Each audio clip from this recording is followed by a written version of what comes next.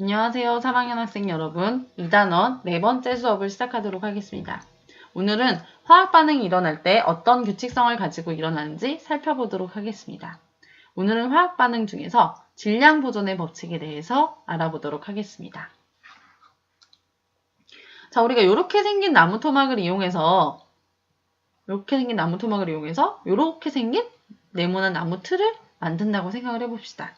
바뀐 것은 전체 모양이 바뀌었을 뿐 나무 토막의 개수는 똑같겠죠. 그러니까 질량도 변함이 없겠죠.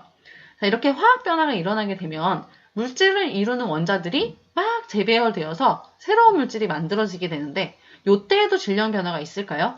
자, 그것에 대해서 하나씩 알아보도록 하겠습니다. 자, 교재에는 1번 화학 반응에서 질량 변화부터 나와 있죠. 선생님 강의에서는 2번, 3번, 4번을 한 뒤에 1번에서 정리하는 순서대로 할 예정이니까 2번에 있는 앙금이 생성되는 반응에서 질량 변화부터 선생님이랑 함께 보도록 합시다. 자, 먼저 앙금이 생성되는 반응의 동영상을 함께 보도록 하겠습니다. 앙금이 생기는 화학 반응에서 질량 변화에 대해 알아보겠습니다. 15ml의 염화나트륨 수용액과 15ml의 질산은 수용액을 시험관에 각각 넣습니다. 각각의 시험관을 비커에 담아 전자저울에 올린 후 질량을 측정합니다. 두 시험관에 수용액을 섞고 변화를 관찰한 다음 두 시험관이 담긴 비커를 전자저울에 올린 후 질량을 측정합니다.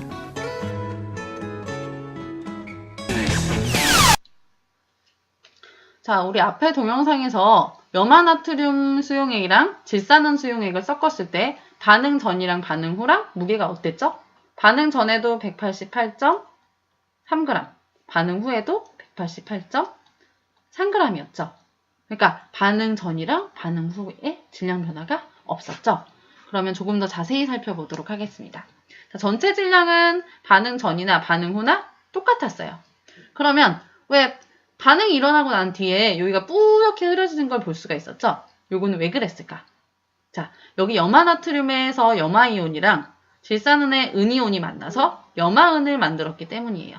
이 염화은이 앙금을 만들어서 용액이 뿌옇게 흐려졌고 앙금이 생성되었을 뿐 다른 것이 새로 생기거나 없어지지 않았기 때문에 질량에는 변화가 없었어요.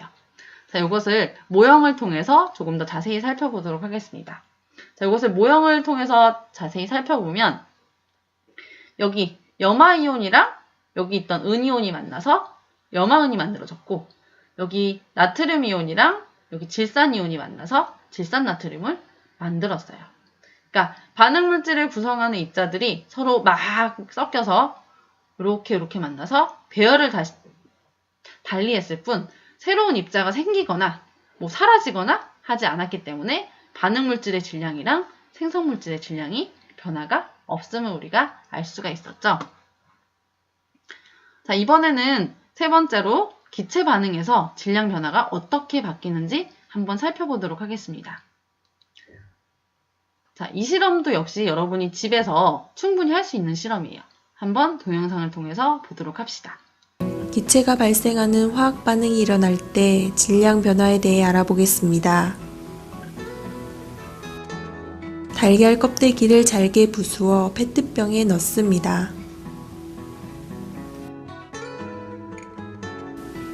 5% 염산을 시험관에 붓습니다. 시험관을 페트병에 넣은 다음 뚜껑을 잘 닫습니다. 이때 염산이 쏟아지거나 달걀 껍데기에 쏟지 않게 조심합니다. 페트병을 전자저울에 올린 후 질량을 측정합니다. 페트병을 기울여 시험관에서 염산이 흘러나오면 달걀 껍데기와 1분 정도 반응시킵니다. 페트병을 전자저울에 올린 후 질량을 측정합니다. 이때 반응이 오래 진행되면 페트병이 터질 수 있으니 주의합니다. 페트병의 뚜껑을 열고 잠시 그대로 둔 다음 페트병과 뚜껑의 질량을 측정합니다.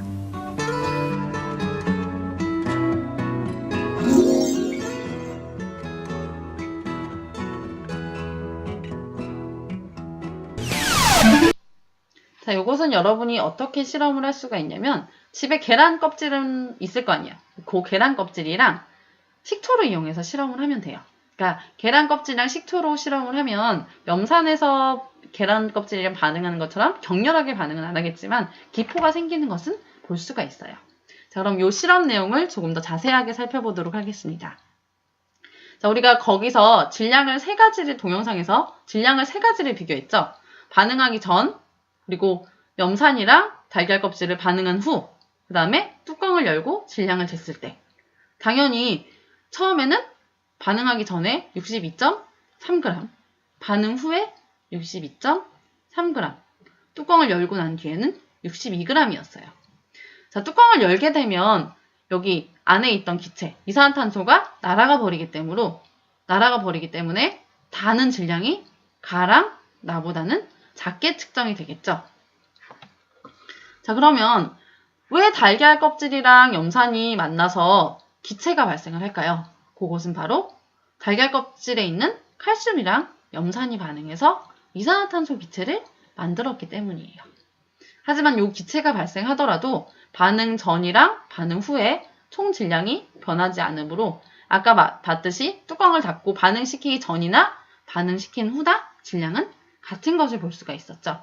그러니까 이렇게 기체가 발생하더라도 밀폐 용기에서 반응을 시키게 되면 반응 전후에는 물질 전체의 질량이 보존이 되게 됩니다. 자, 네 번째로 연소 반응에서도 반응 전후에 질량이 변하지 않는지 살펴보도록 하겠습니다.